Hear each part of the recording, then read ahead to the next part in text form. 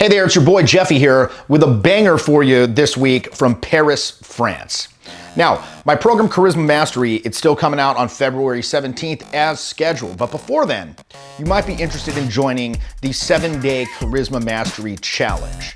That's going to be starting on January 29th. If you join the free Facebook group, there's everything you need in there, but the group will close on January 29th. So go to charismamastery.com to get on the VIP list, to be updated on the upcoming release, as well as join that Facebook group, because that'll get you familiarized with a lot of these concepts. I'll be issuing 7 challenges over the course of the week, and during that time, you'll report back after completing those challenges, and it'll enable you basically to hit the ground running when the program itself starts, when the program launches. So why did I make Charisma Mastery? Look, let's face it, nobody likes the person that can't hold a conversation in the group, right? And I see this every single week when I'm out doing my live coachings, right? There will be at least 1 or 2 guys in the program that just doesn't have charisma. They're a piece of furniture. They're basically a non-entity. They lack that pizzazz. They lack that X factor that really makes all the difference in the world from somebody just saying lines or techniques with this impassive tone, and somebody who's able to go up and captivate their attention without even saying anything that unusual or that different. And most people think that charisma is something that you're born with, right? It's God-given. You have or you don't. The fact is, it's not magic, and it can be exercised. It can be strengthened. And with Charisma Mastery, I've created a program to do just that. So in this video, I'm gonna give you just a small sneak peek into just, again, one small part of the program where I discuss what I call the 6 basic skills of charisma. Now, when we're analyzing something as complicated as social interaction and conversational skill, there's a lot of different ways that you could choose to isolate the underlying skills, right? The underlying component skills. And in Charisma Mastery, I chose to categorize them as energizing, concentrating, structuring, stylizing, imagining, and coordinating. And these 6 skills, when practiced via the exercise process laid out in Charisma Mastery, exercise virtually every possible communication skill required by a so-called charismatic communicator. And again, this is just a little taste to begin to familiarize you with some of these concepts. There's much more, just again, tip of the iceberg. But I hope you enjoyed this video from Paris. Check it out. For the next program I put out, I really wanted to explore those components of wit and charisma down to the molecular level, right? So I'd have a better explanation. Furthermore, I'd have a process to actually exercise this.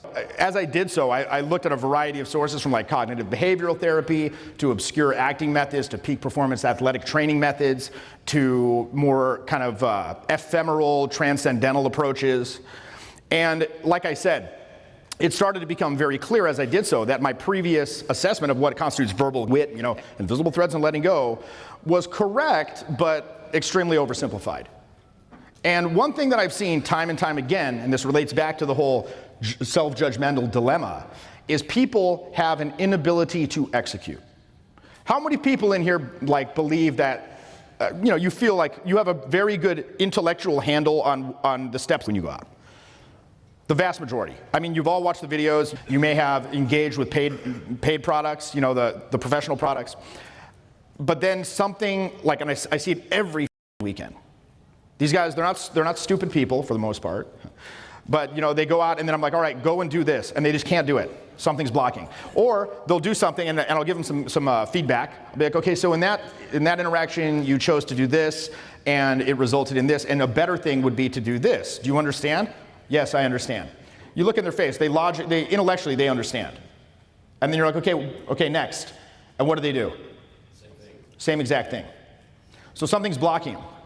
There's something internal that's blocking them.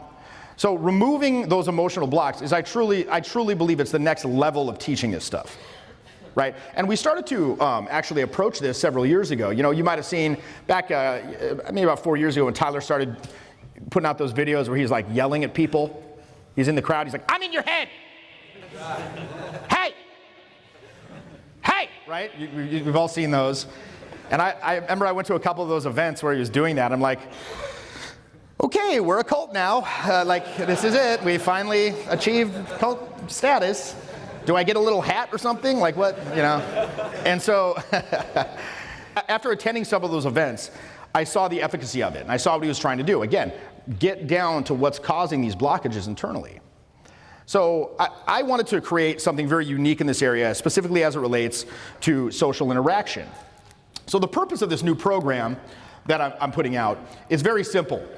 It's to teach people to open and sustain charismatic expression with increasing consistency. And again, this fundamental purpose is supported by a secondary purpose, which is to allow people to fulfill their expressive potential. Because that's what I feel is the blockage. They're unable to communicate clearly. They're unable to communicate externally what they feel they want to communicate internally. And so to do this, I wanted to create an exercise process that would allow for the fulfillment of that expressive potential. Okay? So to achieve this purpose, we need to explore the areas of emotional vibe, of reliable vocal projection, of creative imagination, of control of the body's nonverbal means of communication. And these skills have to be fully integrated and free in like a technique that's free from inhibition and free from tensions. So we're going to jump right to that today. And the 6 basic skills that I think that we want to work on when we're talking about interacting with other people are as follows: energizing, concentrating, structuring, stylizing, imagining, and coordinating. So the first is energizing. Now, as we know, there are 3 main projective modes. Before anything can happen through those projective modes, the energy must be available. So, because they're so much a part of our lives, our day-to-day personal lives, we really don't examine the processes by which we project emotion and feeling. In fact, me even showing you this stuff, you're probably like, this seems kind of like dense material, right? You need to understand what is happening internally as you try to execute. That's what this program is all about, beginning to understand and become aware of these processes. Now remember, as the intellect observes and judges the potential downsides of the expression of emotional energy, intellect can't do shit to stop you.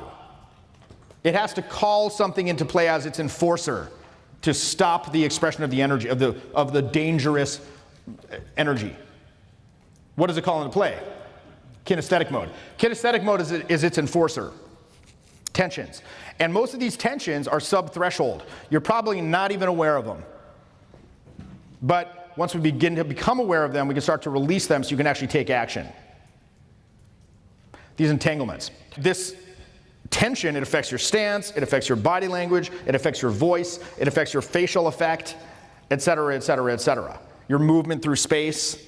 Furthermore, and this is very important, always remember to avoid equating energy and with the repression of that energy.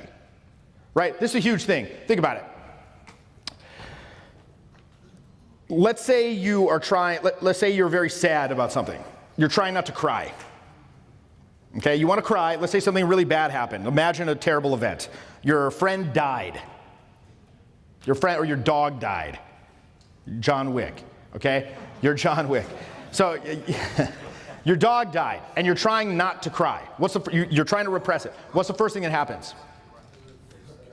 Throat, glottal tension. Throat tenses up. Stiff upper lip. Stare straight ahead impassively. Clench the jaw. Try not to blink. Now, if your repression is strong enough, you won't cry. But what happens, if the emotion is strong enough, it'll break through. But here's the thing. Over time, we begin to equate the repression of emotion with the emotion itself. All right? Let's take anger, for example. You're very angry about something. What do you equate anger with? What's the physical movement you equate anger with? The tension. Like this. Like, this is not anger. This is repression of anger. Anger is like, ah! Anger is screaming and perhaps flailing, perhaps attacking. That's anger. This is repression of it. So over time, you start to think that the repression is the emotion. Even further, going even crazier, it's like a lot of times these tensions that are used to tamp the emotion down, it becomes this like self-perpetuating cycle. So think about it. Like you are told at a young age, repress this emotion. So you have tension, right? You want to yell, you want to cry. No, bad. Don't do this. So you repress it.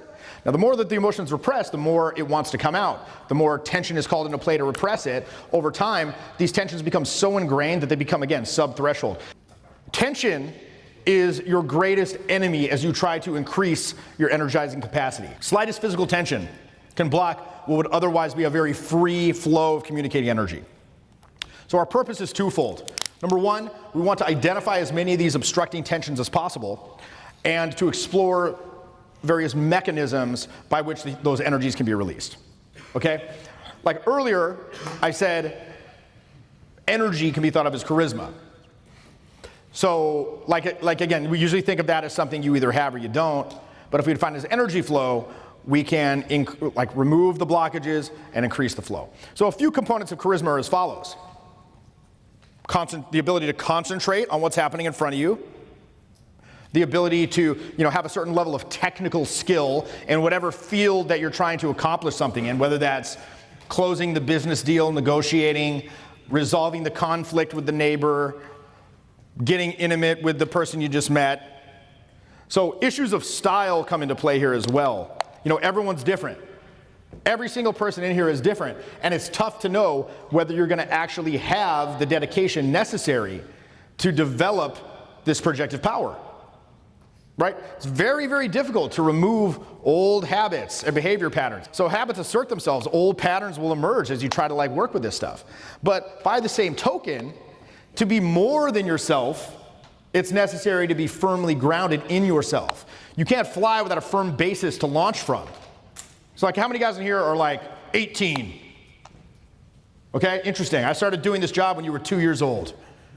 If you don't know who your dad is, I might be him. I might be your dad. Right. So again, you got to have a firm base. But if you never leave the base, you're not going to fly either. So we want to think about isolating when we do these exercises that we're going to do in a moment here, about isolating the energizing powers, okay? The energizing powers of the emotional, the physical, the vocal, they can become locked in this sort of triangle of tension. So a good exercise is to isolate the three so we can actually allow them to work with and not against each other. And these isolations, sometimes we'll do that by playing opposites. Like you'll have the emotion of anger and we'll couple that with a very soft vocal tonality. And we'll do weird juxtaposition things like that, right? Since vibe is paramount to maintaining the interest of the people that you're communicating with, and I hope that you get that, right? The attraction is not caused by the content. Content can help. It can be helpful. And look, I know I've seen people become attracted to me just by virtue of the content and the witticisms and things I'm saying to them. But you got to understand, it's more of an intellectual attraction. It's an intellectual attraction. Oh, he's such a funny fellow. Oh, look at this guy. I like his witticisms.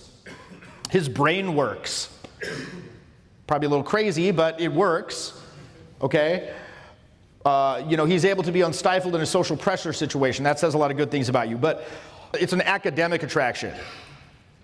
The conversation is the foundation that keeps them there while you move it forward.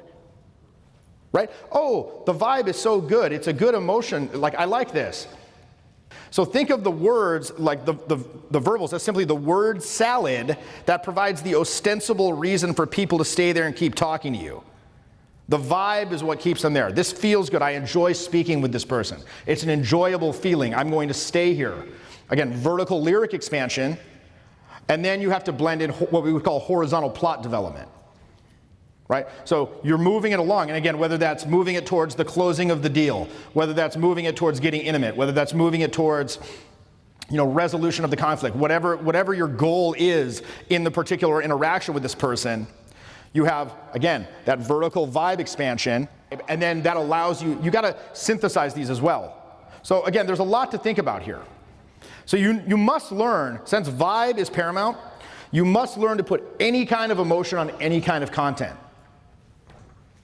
I can talk about the most mundane stuff in the interaction, and it'll actually be like compelling and interesting by virtue of the emotion with which I say it. And like I said, so many people, they're very, very inexpressive. Very, very inexpressive. I don't know, like how many of you do public speaking? Fair amount. How many of you do anything where you're like on stage, you put yourself on stage for like you're the center of attention? Like even the karaoke bar, stand-up comedy. That's excellent. You want to put yourself in situations where you are the center of attention, so you grow accustomed to being the center of attention and you have comfort with that. A lot of people, if you bring them up here, they could not express themselves in this way. They're very like, okay, so, like I've had guys like people intro me, like someone's randomly, I'll be like, hey, do the intro for me. And they're like, hey guys, welcome to the thing. Our Jeff's gonna come up here now, and I hope you like him. And yeah, Jeff. Yeah, I mean they're like that. They're extremely inexpressive. And you know what? I see this also in the live programs that we do. You'll see certain guys, and they go up and they have a very deadpan facial expression, right? Deadpan facial expression. I call it SAD, sad, serious, anxious, deadpan. Like this is serious. This interaction's serious business. Anxious, I hope it works out, and deadpan, because you can't be hurt by what you don't show. So, like, what if I look silly? What if I look stupid? What if it's too aggressive? What if I look weak? Et cetera, et cetera, et cetera. So they're very deadpan facial expression. The voice, sometimes the voice isn't monotone, but it has certain ruts. They speak in certain ruts that they, like certain cadences and things that they speak in over and over and over, and it's kind of a similar effect as if they were monotone. And then also, they're very stiff. Another one is they're very stiff as they move through the crowd, as they just stand in the environment. I remember one time I had a couple students and we ended up at the end of the night, we ended up at the karaoke bar. And it's like nearing the end of the night. Everyone in there is like sloshed, schmammered, like peak Caucasian schmammeredness. Like, dude, like, sweet Caroline. Bum, bum, bum. Touching me, touching you, sweet Caroline. like everyone in the entire place, except for two people, the students. And they're like they may as well have spotlights on them. Like, does not belong. And they're going up to these people, and they're like, hey, excuse me. And then the girl will be like, oh, what? Because like they're like just in the fun zone. They're like, what? And then the girl's like, hello, and they're just like, and the girl's just like, confused, like confusion, like, and they just ignore as though they're a plant.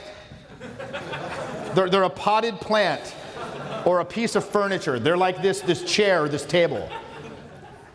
Because they don't belong, right? They're not part of the environment. So the vibe is paramount. You got to learn to put any emotion on any type of content. So once we are able to access these energetic channels, we need to learn how to put them into action, which brings us to the second skill, concentrating. Now, first of all, let's examine the ideas of exclusion versus incorporation. And there's a lot of opposites that need to be synthesized when we're talking about going out and meeting people. Okay, do you have, yes? Speak loudly. So you mentioned louder. 5 minutes ago. Louder. 5 minutes ago, you mentioned that the girls aren't interested by like the content of what you're saying. Yeah. And I have a female friend. She told me she's sapiosexual. Yes, this is a very common thing to see on Tinder profiles now. Sapiosexual. Yes. I'm well aware of this, and that's where I get half my results from, sapiosexuals, because I'm a fucking genius like Kanye West. A little bit of a hyperbolic statement, but I think for the vast majority of people, it would behoove them to move toward a more vibe-based way of seeing things. Because again, if we're talking like some software engineer who's like, well, I have a 143 IQ. I'm going to demonstrate through my vocabulary and my knowledge of various topics how much value I have. This guy's going to have a tough time. So again, yes, like I said before, I've seen people become attracted to me by the things that I say. I've seen it happen. But overall, I think most people, the average guy, he could stand to benefit from improving his capacity to vibe. So yeah, exclusion versus incorporation. So what does this mean? How much you focus on things in the environment when you're interacting versus how much your focus is internal. So there has to be a balance there. You know, if you're just focused completely internally, you're, quote, in your head. If you're just focused completely on what's going on outside, you're not going to be able to manage, again, the interrelationship of these intellectual intuitive resources. So here I want to stress that there has to be congruency between intellect and intuition. Okay? Like for example, let's say that I'm singing. You know, I do karaoke a lot. I was the San Francisco karaoke champion. That always sounds cooler in my mind before I say it out loud. Thank you. But, you know, let's say, yes.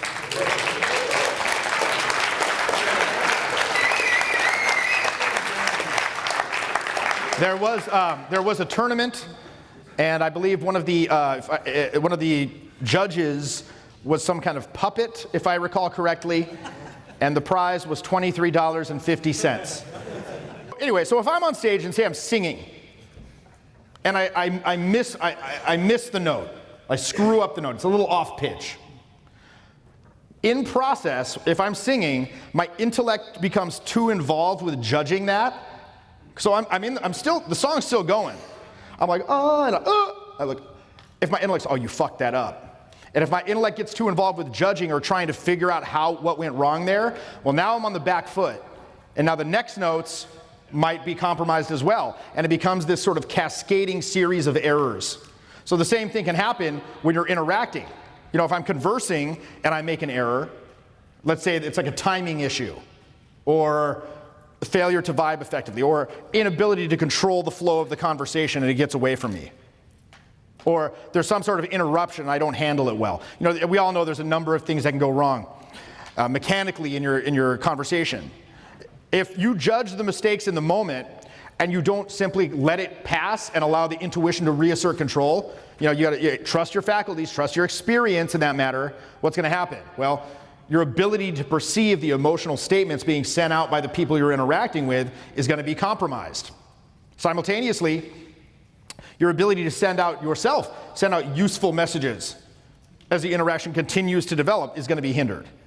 So remember, the intellect must be enlisted in a partnership with the other modes, okay? A partnership with the intuition. Discern but don't judge and process. So for example, let's say I go on a date and I arrive at the date and the bar that I've selected to meet them at, it's very crowded, there's nowhere to sit. I've had this happen. Like I go there, I like to sit at the bar, never across from a table. That's, by the way, one of the worst mistakes you can make if you go on a date, sitting across from a table. So like, let's say we get there, but the bar's packed. I'll be interacting with this person.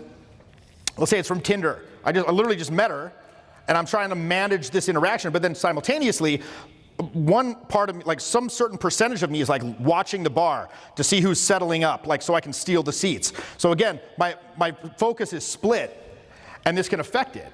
Or let's say that we're randomly interrupted. Let's say I'm telling a joke, and I'm about to hit the punchline, and then like the waiter comes to, are you everything okay here with the drinks? Or even more extreme, let's say that we're sitting there and there's like randomly a friend of hers is in the place. It's like, oh, hey, so-and-so. And she's like, oh, hey. It's like her good friend from work or something. She's like, oh, hey. And they like interrupt, it like kind of steps on my joke. I have to be able to process that.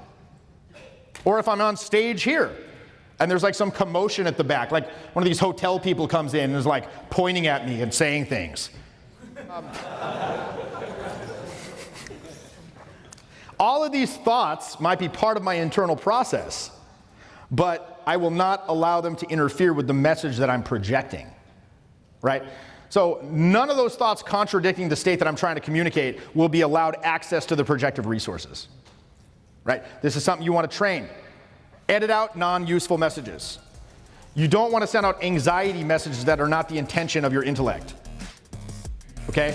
You want to be able to choose intellectually. You want to be able to allow that projective mode, whatever mode you're employing at the time, to be in a state of congruency. Remember, intellect is not a villain.